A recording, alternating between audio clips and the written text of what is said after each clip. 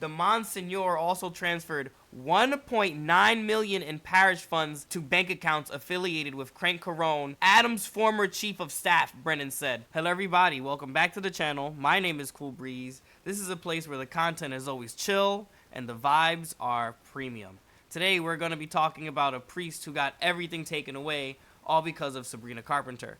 Before I get into the story, make sure to like the video, subscribe to the channel. I'm trying to get to as many subscribers as possible. Thank you. Monsignor Jamie Gigantiello, a priest in Brooklyn and the leader of a New York City church where pop star Sabrina Carpenter filmed provocative scenes for a music video, was stripped of his duties Monday after church officials said an investigation revealed other instances of mismanagement. So basically, he allowed filming of this music video in a church, and this is what led into the investigation. To think a church leader would be mismanaging funds is one of those how many times we gotta teach you this lesson old man situations. How many times do we have to teach you this lesson, old man? I love the young people. Too many churches have given freedoms to church leaders to just have major control of church funds. It's like they haven't learned to keep a lid on their cookie jar yet.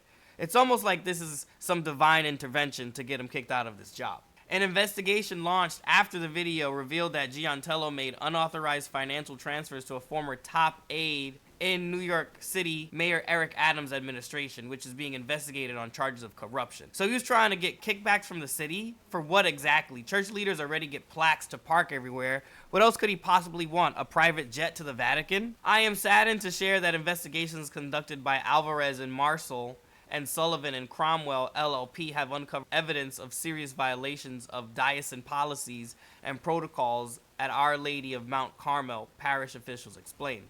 At least it wasn't a we investigated ourselves and found we did nothing wrong in the situation. They actually went to an outside source. So I commend them for that, because a lot of churches just sweep a lot of things under the rug. This one, I don't know if it's because it's in Brooklyn. I don't know if it's because it's in New York City. I don't know if it's because of Sabrina Carpenter.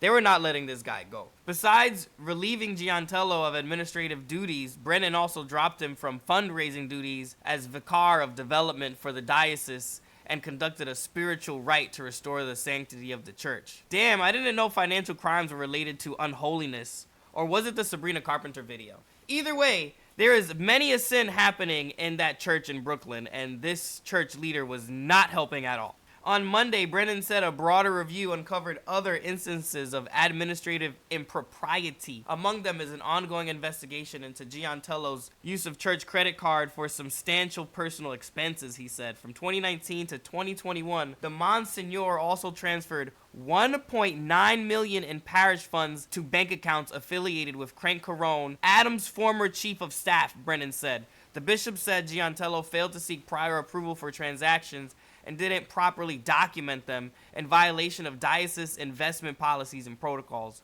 So basically the church just misplaced $1.9 million. I worry about losing $5. These people are just losing millions and not even noticing. He's just casually moving millions like it's monopoly money. But he's out there like, yeah, I'll just wire transfer $1.9 million. How is that no big deal? How did that not catch on to millions of dollars being lost long time ago? Carone's law firm repaid the $1 million of the funds along with about 9% interest, according to Brennan. Gigantiello also requested early repayment for the remainder, but without the substantial interest called for under the loan notes, the bishop said. Wait, so was he strong-arming them to pay more with that interest rate on $1 million? Is this guy part of some underground church mafia? I didn't know the church got down like that when it came to financial payments. I just thought it came around to donations. They want their money. It's one of those situations, I need my money and I need it now. Federal investigators have subpoenaed the Brooklyn church seeking information about Carone and Gigantiello's financial dealings, though neither has been accused of any wrongdoing. Carone didn't respond to an email seeking comment, but Gigantiello has defended his stewardship, telling the city, a local news outlet, that the investments were legal and yielded a significant return for the church. In August 2021 and November 2021, Gigantiello authorized 2 additional transfers totaling $900,000 of parish funds intended for 2 companies owned by the owner of Abrams Fensterman LLP, according to Brennan.